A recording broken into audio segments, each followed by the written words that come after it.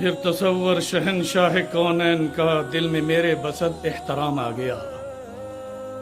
نطق کے بو سے میری زباں کے لیے جب لبوں پہ محمد کا نام آ گیا. نام محمد کا اعجاز ہے کہ جس کے سینے میں اگر ایمان بھی نہیں اور زبان پر نام محمد آ جائے، اس زبان میں نام محمد سے اس کے دونوں ہونٹ اسے چوم لیتے. اور کیا ہوا؟ حضرت عمر نے عرض کی، یا خلیفۃ الرسول، شکر ہے اس رب کا کہ جس کے بارے میں رسول اللہ خبر دے گئے تھے اس کی زیارت ہو گئی.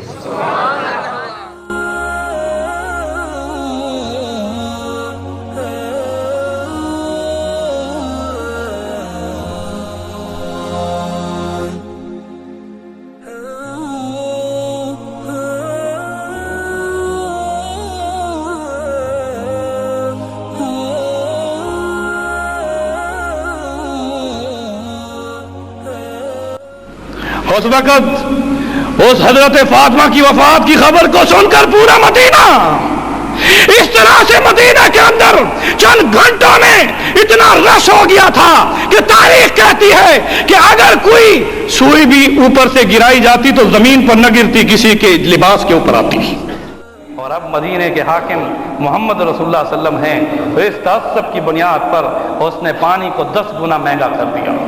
اب مدینے کے لوگ پانی کے ڈول 10 گنا زیادہ روما کو خرید کر جنت میں اللہ سے جنت کا چشمہ لے لے. اس وقت اٹھنے والے کون تھے؟ کہو عثمان بن عفان. کون تھے؟ عثمان بن عفان. کہو رضی اللہ تعالیٰ عنہ. کھڑے ہوئے اور انہوں نے کہا یہ سودا، یہ میں خریدار ہوں اس کا. جنت کی زمین خریدی، وہاں محل بن گیا. اب اس میں جو چشمہ ہے وہ بھی میرے حصے میں. ہمیں کیا بتاتی ہے؟ جس تاریخ میں یہ بات ہے کہ ہمارے خلیفہ کے خط سے صرف یہ نہیں کہ ان کی حکومت اس زمین پر انسانوں پر تھی.